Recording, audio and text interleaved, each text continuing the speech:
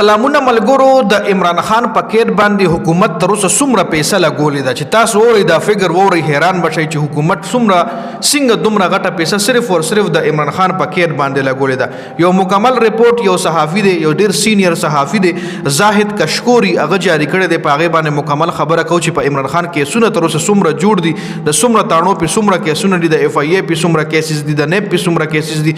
یو مکمل تفصیل جاری کړی دی. عمران خان پکیټ تر اوسه حکومت څومره پیسه لګولې ده، عمران خان په کم مقدماتو کې قید دی، په څومره تانو کې په کیسونه دي، مکمل رپورټ دی ویډیو کې تاسو سره ډسکس کوم. عمران خان تر اوسه پورې په اډیاله جیل کې 521 نن ورځې پورې 521 ورځې عمران خان په جیل کې تیرې کړي او د 521 ورځو کې حکومت 55 کروڑ روپۍ د عمران خان پکیټ کې په ساتلو باندې لګولې دي.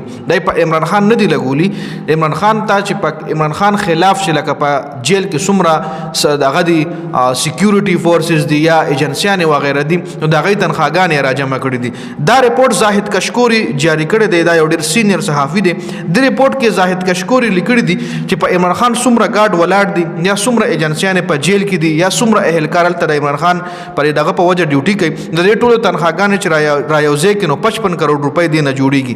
په عمران خان باندې تر اوسه پورې 188 مقدمات دي، 4 مقدمې په نیب کې دي، 12 مقدمات په د اف آی اے دي او 172 مقدمات په کرمنل فوجداري وغیرہ په 70 تانو کې درج دي. مطلب په عمران خان باندې په ټول ملک کې 70 تانو مختلف مقدمې درج کړي دي چې دینه 70 تانو په 172 مقدمات درج کړي دي، 12 مقدمات په د اف آی اے دي، 4 مقدمې په د نیب دي. دینه علاوه ټوټل مقدمات چې کوم د په عمران خان دی هغه 188 دي.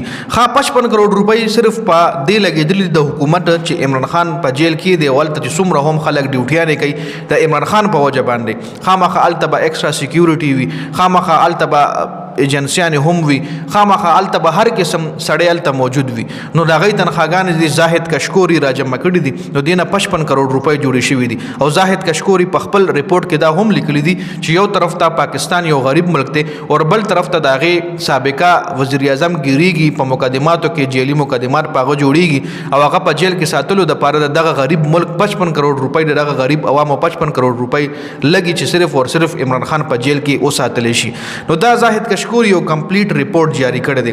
اوس دې حوالې سره تاسو څه رایه لرئ چې آیا داسې کول پکار و که نه؟ ښکاره خبره ده چې داسې بالکل نو پکار. دغه 55 کروڑ روپۍ په نور څه ډیولپمنټ هم لګېدی شو. دا خلاصه به وکړه عمران خان تر کومې په جیل کې وي تر اینډ ډے پورې، اخرنۍ ورځ پورې، تر څو چې عمران خان په جیل کې وي د اخرنۍ ورځ پورې د حکومت څومره خرچه په دې راځي نو دا به بیا راتلونکي ټایم کې پته لګي چې کله عمران خان د جیل نه راخلاص شي بیا همدغه صحافیان چې کوم دي، همدغه جرنلسټ دي، دی به باقاعده خپل رپورټ جاری کوي چې په عمران خان په جیل کې ساتلو باندې دومره پیسې ولګېدې، دومره پیسې په د فلاني ډپارټمنټ ولګېدې، دومره کیسونه په د فلاني، دومره په د ډنګړو، دا فیک و، دا صحیح و، دا مکمل یو رپورټ په بیا راځي.